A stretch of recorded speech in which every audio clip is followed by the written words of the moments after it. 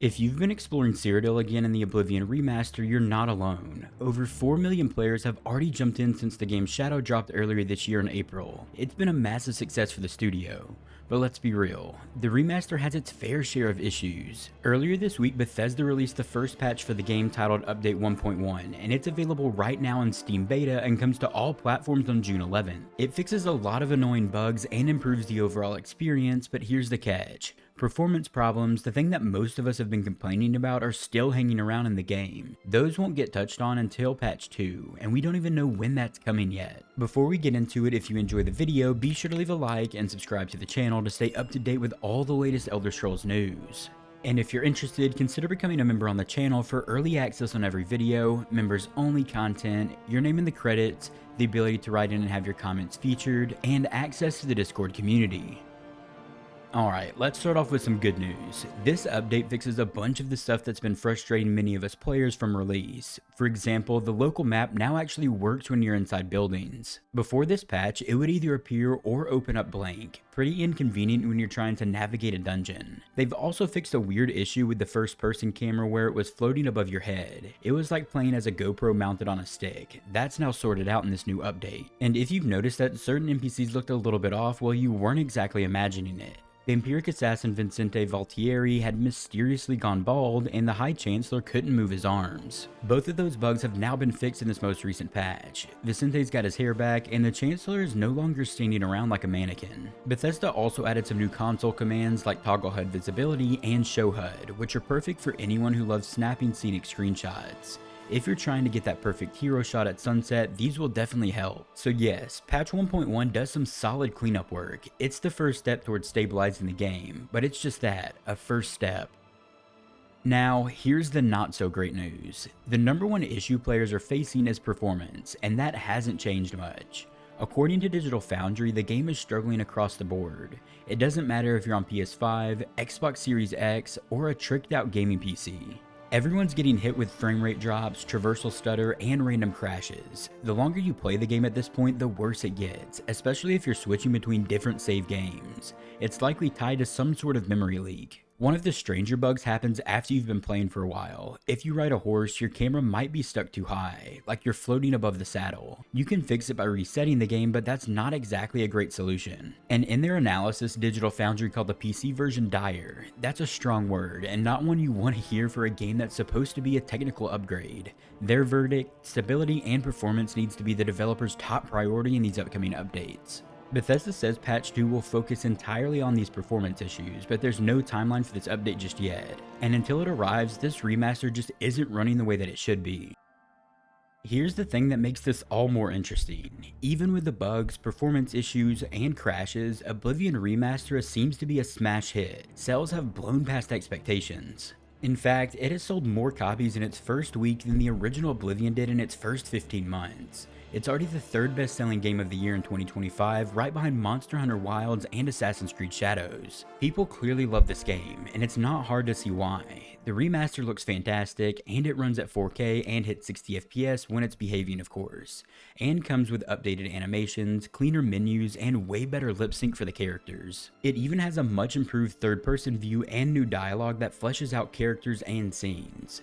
Virtuous, the studio behind the remaster, did more than just slap on a new coat of paint. They rebuilt a lot of the game's systems, made the game more playable by modern standards, and gave it a whole new vibe, without of course losing what made the original game so special. Some players are even saying it feels more like a full remake than a remaster, so yeah, it's buggy and really does need some fixing, but it's also a love letter to one of the most beloved RPGs of the 2000s, and players are responding accordingly.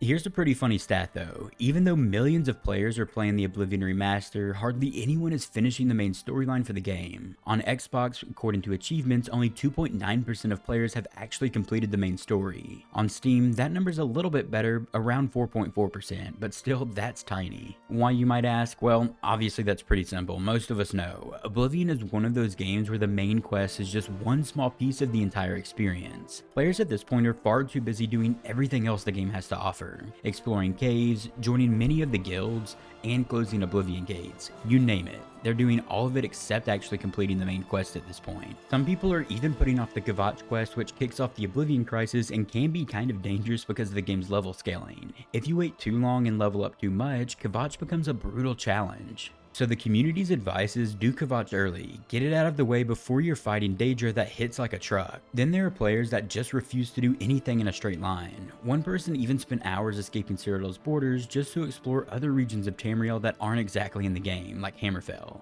It's really just a landscape that's not rendered or designed in any way, but it is there. And in a typical Bethesda game style fashion, another player lined up hundreds of books just to knock them down like dominoes. And someone else is trying to close every single Oblivion gate before touching the main story at all. But of course, that's what makes games like this so special. There's no right way to play them, of course.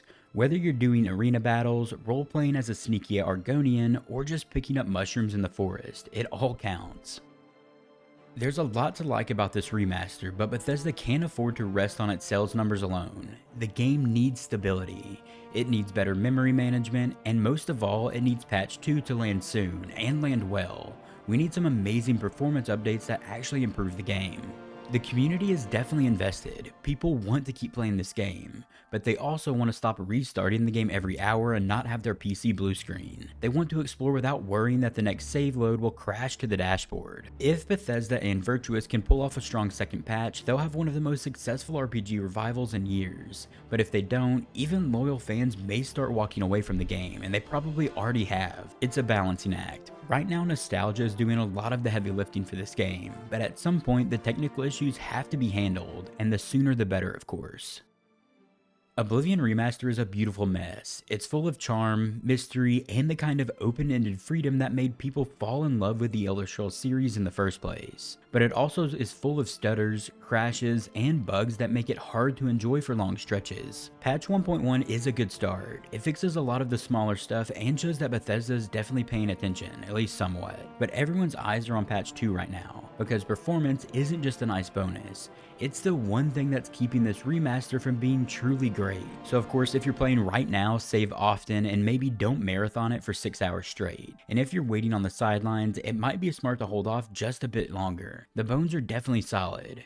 The world is still magical, now it just needs to run like it. Now before I close this out, I will speak a little bit on my experience playing the Oblivion Remastered. I haven't had hardly any issues, but I am on a decent PC, I'd say. And most of the issues that people are having, like stuttering with FPS issues and such, I've kind of fixed with mods, I think, because I rarely even notice stutters at this point. But you can look up some different mods and stuff on YouTube videos. I'm not sure exactly what I have that's working, but I have several different ones. But yeah, the stutters are not really a problem if you can get around it with mods, I guess.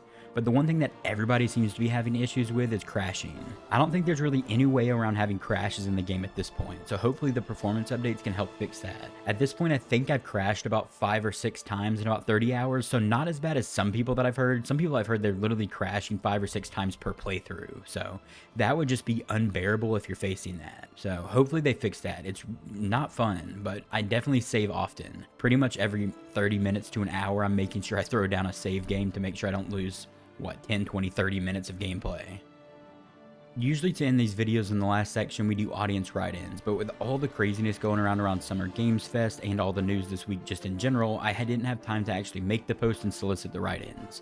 So the write-ins will be back at some point probably next week, but if you do want to write in, head over to the post tab on my channel. That's where the thread for all upcoming videos will be posted, when I have the chance of course. If you enjoyed the video, be sure to leave a like and subscribe to the channel to stay up to date with all the latest Elder Scrolls news. And if you're looking for something else to watch, click one of the videos you're seeing on screen right now. I will see you there. Also, a huge thank you to all the amazing channel members.